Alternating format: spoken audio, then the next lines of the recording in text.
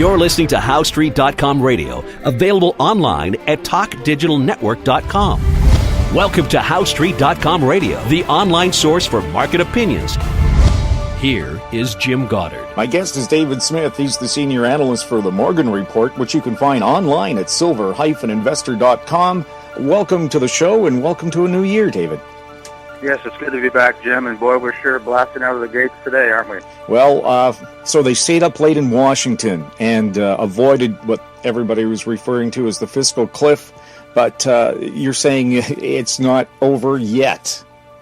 No, it isn't really. It hasn't been dealt with at all, really. The short form is that the government is going to print more money that doesn't have any backing to pay for the debts.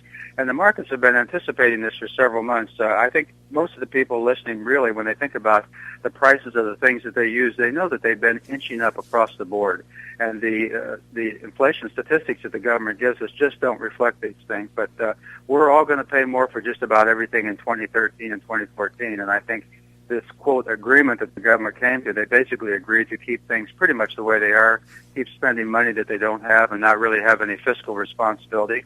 And this is just reinforcing this trend which is going to become more powerful and drive the precious metals and the mining stocks much, much higher this year and next year, in my view. So it's a good time to get into precious metals? Well, hopefully a person has a core position by now, but it certainly is a time to ask yourself, do I want to round things out here and add a little bit more to the ones that I've done research on and I think will do well? I really feel sorry for someone who has no position now. It doesn't mean it's too late, but it means that the longer they wait, the more they're going to have to pay up. And in terms of having a small physical position first, which is what David Morgan and others have always recommended, you start by owning some physical gold and silver. People might say, well, the supply is out there and we'll still be able to buy it when we want. And they may be able to buy it, but not only the price may go up, but the premiums as well, too. And I think that's what you're going to see because the physical demand has just been massive around the world. I think you're going to see premiums increasing sharply, perhaps even faster than the prices, as the demand keeps ratcheting up. You had a cute way of describing the fiscal cliff and what happened with the vote in Congress.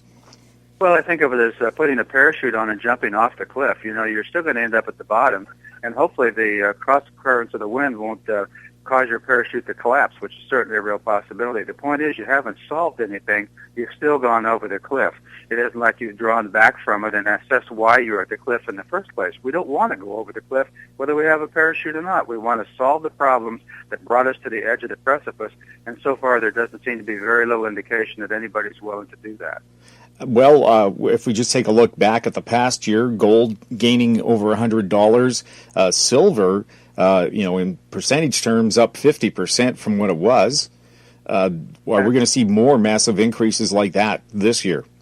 I think we are. We're going to see big swings in both directions. We could see new all-time nominal highs in gold and silver, and we'll see how those hold once those are penetrated. But I think that's what's really going to bring in more and more members of the public. And as you know, we're already having record sales of Canadian Maple Leaf Gold coins and American Gold Eagles and American Silver Eagles. They actually sold out of Silver Eagles before the end of last year for the 2012 minting. And this is going to continue, and I think more and more people, you're not going to see many people selling what little gold they have left to these people on the street corner because they're going to start to understand that it's been around for thousands of years as a wealth protector, and it's going to continue to do that job. We look at Japan, they're going to have massive inflation going over there to reflate their economy to try to take it from a minus 2% to a plus 2%. And it's just one more duck lining up that's going to be a perfect storm for inflation-protected assets. Do we have enough physical gold to meet the demand? And is that really going to go and boost the price? Well, we do in the sense of we have enough silver and gold to always meet the demand, but the question is, what's the price? And that's what, in a market system, price rations what's out there. And so silver production hit a new high last year, but the point is, so did the demand. And as long as that continues, you're going to see that struggle. And I think this will finally be the year that the physical supply overwhelms the paper false prices that we've been seeing in these markets where they've dropped, several dollars an ounce for silver for no apparent reason. There's no change in the supply-demand fundamentals that would cause that. It's just a juggling around of the paper traders, on the COMEX in New York. And that price discovery mechanism is starting now to shift more and more demonstrably into Asia. There's going to be new trading vehicles in China for silver and gold. And I think you're going to see discovery taking place more over there and less over here, which is going to lead to the reality that the physical price is what it is. That's the reality, not the paper price, which is a false reality. And so those countries where they have vending machines where you can actually buy physical gold and silver, do you think they'll ever become popular in North America? It's hard to say. We all approach things a little bit differently, but I do think that gold and silver and the mining shares are going to be on the radar screens of more and more Americans. And even though we're having record sales of these coins in the United States, they're not being purchased, I don't believe, by a large percentage of the population. Most people still don't get it yet, but when they realize how quickly their purchasing power is declining for what they get paid on a monthly basis and what they have to pay for health care and foodstuffs and everything else, they're going to become really upset about it, and eventually that confidence is going to go away because they have a con game going on right now, and you can only con people for so long. So I think this will be the year of the great realization on the part of the masses in North America. Do you think with all the attention paid to the fiscal cliff, people in general will start taking a look at finances more seriously? I think they will, because they're looking at their pension plans, which are underfunded, and they're based upon assumptions which haven't borne out for the last 10 or 12 years. And they're going to ask themselves, here I am, I'm not getting any younger, and yet my plans aren't working out too well, and I find that my paycheck buys less and less. And I've been looking at these costs for rising health care, which has been going on for the year preceding the imposition of the so-called Obamacare. And there are going to be taxes coming out of the woodwork on just about everything with that, not to mention all the other deficits that we're running in the other aspects of our government. So this massive deficit spending can't continue at this pace, but the government can push it out as long as they can keep people having confidence that their money actually buys something. Well, I was going to say, and medical costs going up, not just in the U.S., but here in B.C., the only province left that charges a Medicare premium to its citizens. The cost has gone up this year as well. So it's not just covered by general taxes. Your Medicare premium also up for British Columbians.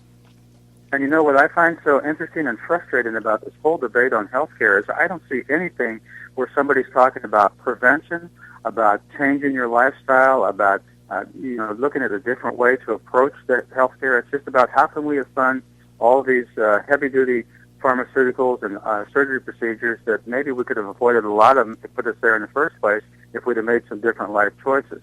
And it's the same thing with our government. There's no discussion about how can we cut back on spending, how can we spend the money more efficiently. It's always more taxes. If we pay more taxes and they still spend the way they do, what's the improvement? They're still in debt, huge, huge debt, and we spent more money paying out in taxes. So if they were using our money effectively, that would be fine, and I don't think people would be upset. But there's no talking on their part about how do we spend your money more effectively. They just see it as their money.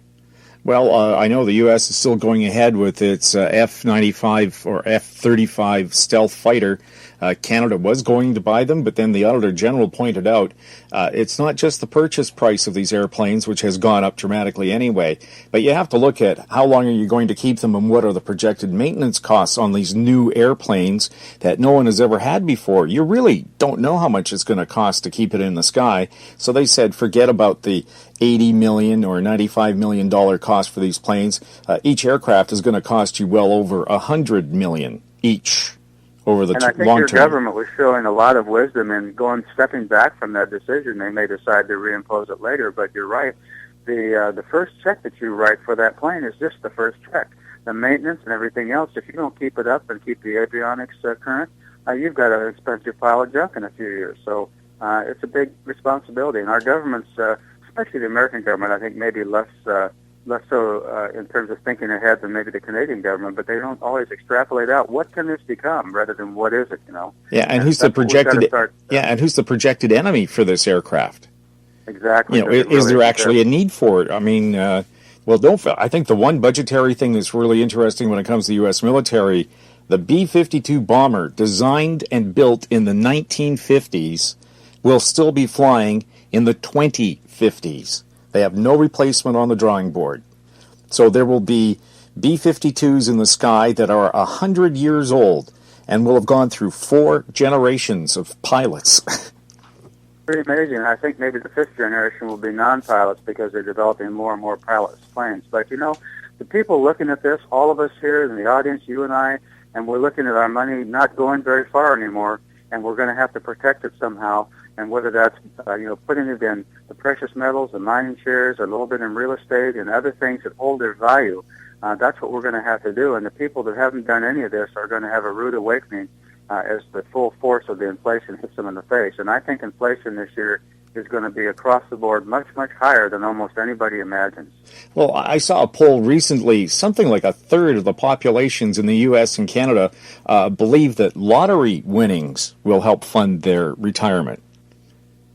Well, they're statistically challenged, and they'll be financially challenged when they buy all those tickets that don't pay out. But, I prefer to put my money and my opinions on people like Frank Rustra, as you know, who's a very he's been and done in the Canadian mining and entertainment sector, and he made a statement a few months ago. He scoped this out before a lot of other people did. You know what he said? He said, I'm going to play the inflation card, and I think that history is on my side on this one. And I agree with Frank. I think if you don't play that inflation card, you're going to be holding a losing hand at the table going forward here over the next months and years. Well, like you said, historically, if you look back at the Great Depression of the 30s, the solution was to print more money, and all that did was create horrible inflation, especially in countries like Germany, where a billion marks wouldn't buy you a loaf of bread. Right, and whether we end up with hyperinflation remains to be seen, but we don't need hyperinflation to destroy the value of the average person's purchasing power. All you need to do is have it keep nicking away at 2, 3, 4, 5, 8, 10%, and before long, a lot of your purchasing power is gone. And most people just don't understand that.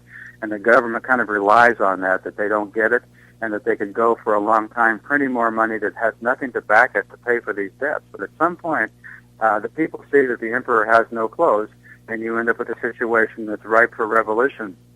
Well, hopefully there isn't one. I hope that the revolution happens in the minds and the hearts of our politicians to do the right thing for once and not just do what's popular. Well, and we can have a financial revolution. In fact, we're in the middle of one right now. If you look at the purchasing power of the USDX, the dollar index, it's about 74 now, and it was $1.10 about 20 years ago. So that's a massive change in the purchasing power. The Japanese are going to see the purchasing power of the yen. It's going to go right through the floor.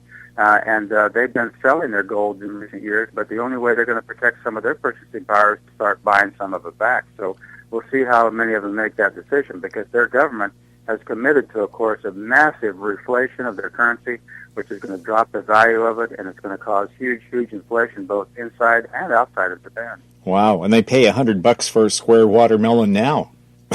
Right. Although, what difference is there in the taste? When it comes to fruits and vegetables, I don't care about the cosmetic appearance. Is it healthy for me, and should I eat more? Well, and supply-demand is going to drive the price of watermelons and everything else. And I do believe that when people find that they simply cannot get a hold of the physical demand, physical metals that they want, they're going to be moving into the mining shares, the better quality ones. And I think there's been, Frank Holmes pointed this out, it's been pointed out for almost 2 years, this disconnect between the mining share prices and the metal prices that's been as far as 2 standard deviations apart, and that only happens around 4 or 5% of the time. So the norm is for those 2 metrics to be closer together, and I think you're going to see in 2013 is the year that you're going to see that gap really, really get closed. My guest has been David Smith. By the way, thank you very much, David, for all the work you've done for us over the past year. And I know future interviews are going to be very profitable for all of us as well. It's been great, Jim. And, I learned from these, and I hope other people that are listening learn too. We give them some information to stimulate their thinking and get them to make their own decisions, and I think we all benefit from that.